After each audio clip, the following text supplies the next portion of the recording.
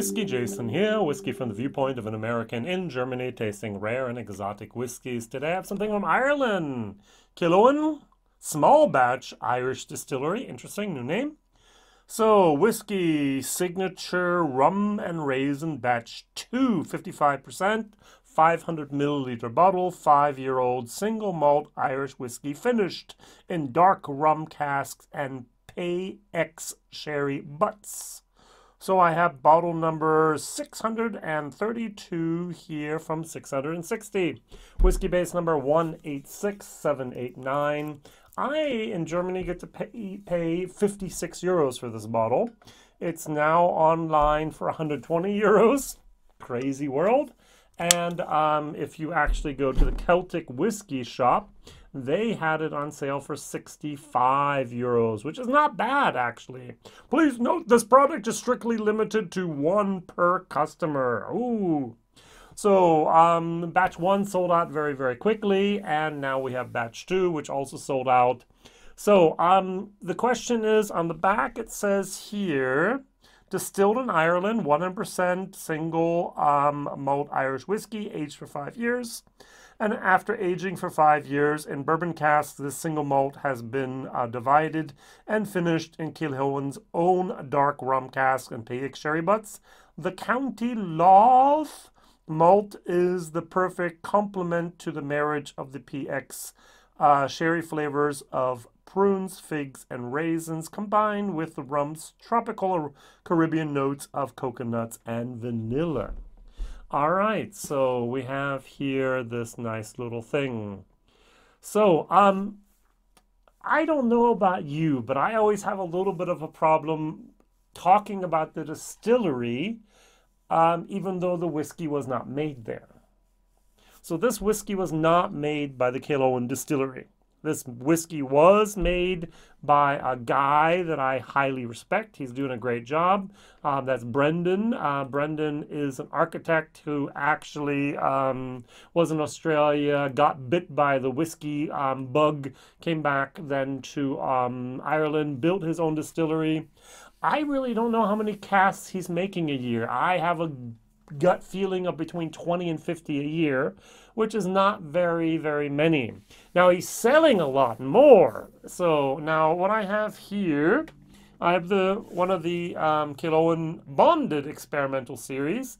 He's still doing this. Hungarian oak. This was from the Basque region.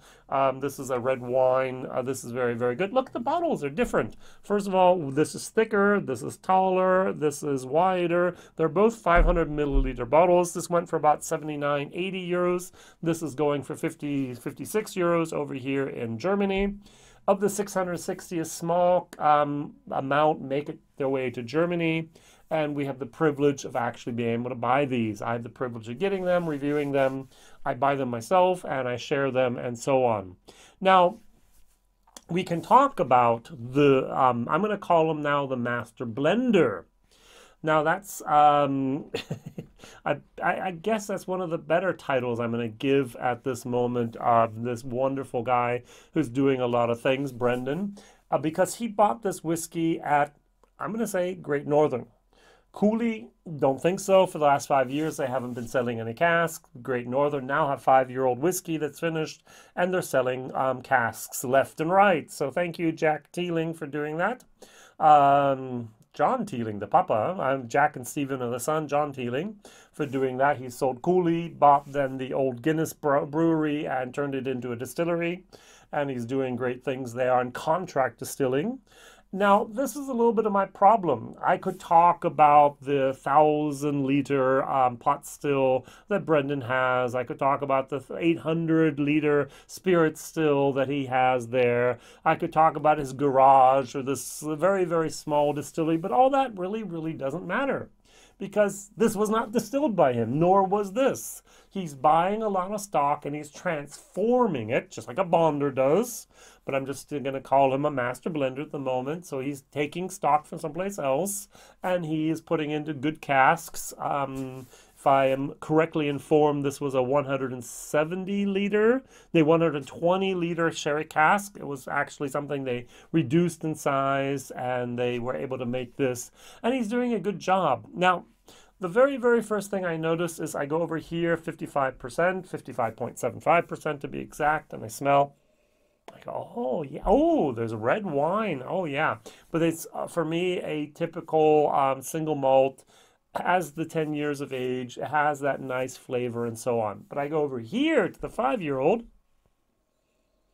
And I go, ooh, wait a second. What's this? I get sawdust. I get fresh cut pine and oak wood.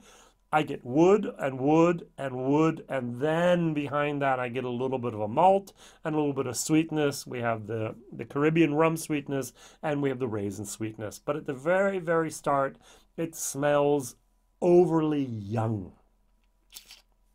And that's my problem with this whiskey. Now, I have a bigger problem.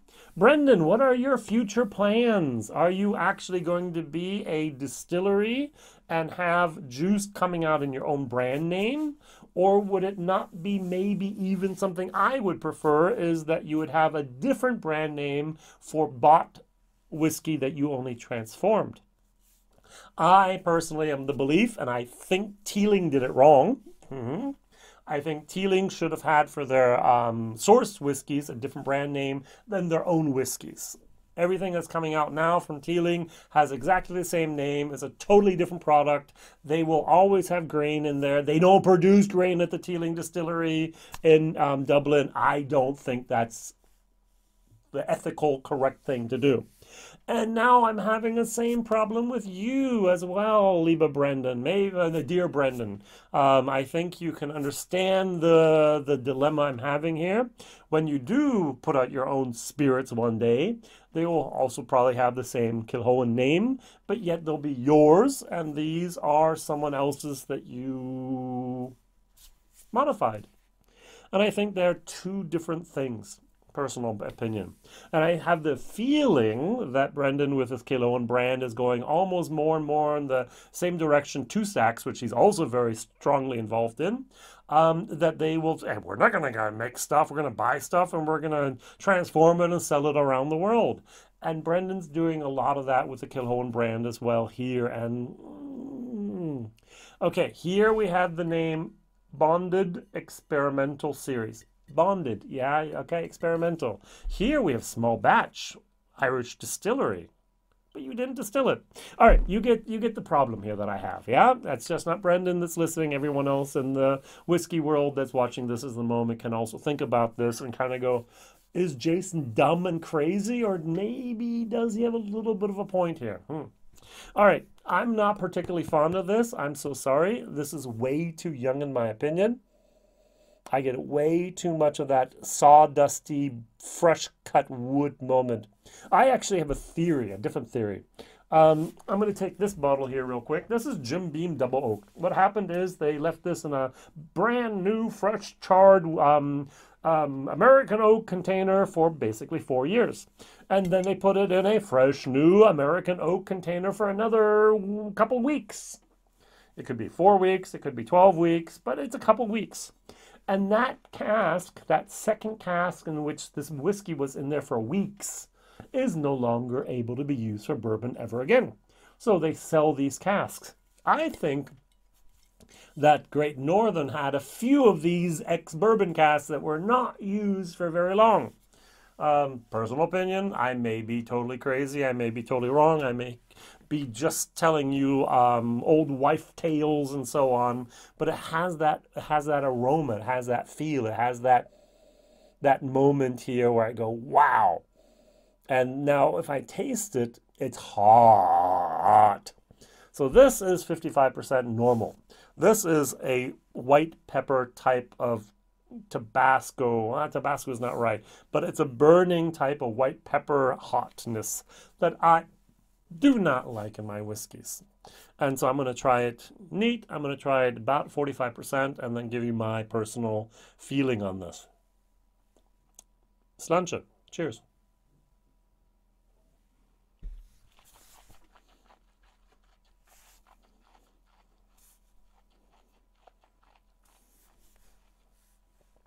Now the mouthfeel, good. There's a creaminess. There's a viscosity. It's really weird. Help me. Question of the day: what other whiskeys have you had that has rum and Pedro Jimenez in the same thing? All right. Now, there might be others that have 5 or 6 different casks involved, but I don't know of anything at this moment where rum and Pedro Jimenez are the only finishing casks used. There's a hotness to it, and there's a sawdusty, fresh wood cut that goes from the very beginning almost until the very end. Not really my thing here. Take another sip. Dilute it down to around 45%. Always estimations here. Cheers.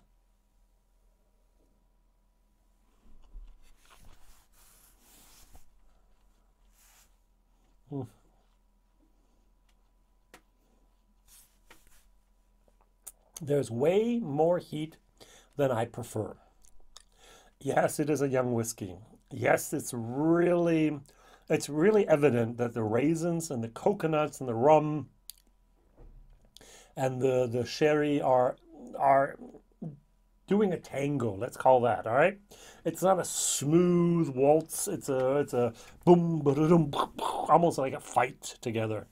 And down behind that, the whole time, there's that wood barrel pushing through, and it's just not really the balanced approach to whiskey that I prefer. It's a little bit too much, a little too young, a little bit too much of the cask influence at the end, and a little bit too much of the wood as well. So this is going to receive a C-, a D+. There are other people out there that might just love this whiskey. Me, myself, it's just not doing it. I'm so sorry. Over here, the other Killowen from the 10-year-old at 55.5%. I have a little bit left from my German video.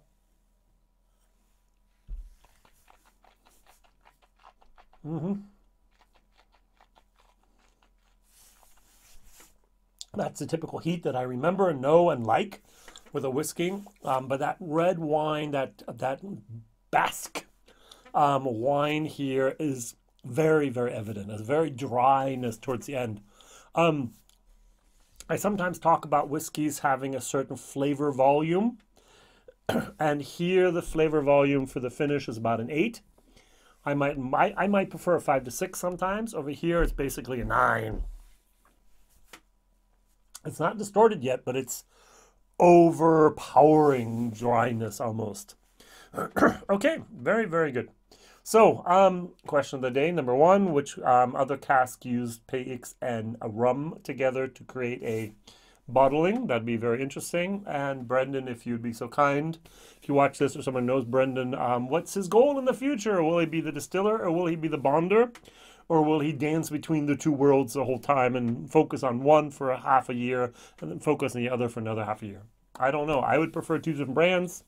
Also, that is a question I want to ask you. Do you prefer one brand for bonded products that they just take in from someplace else, source, and transform? Or do you prefer it, like me, that there's a special name and number name for the self-distilled product and a different name for the source products? Thank you very much for watching. WhiskyJason here, whiskey from the viewpoint of an American, over here in Germany, tasting rare and exotic whiskeys, one of 490 and one of 660 bottles worldwide.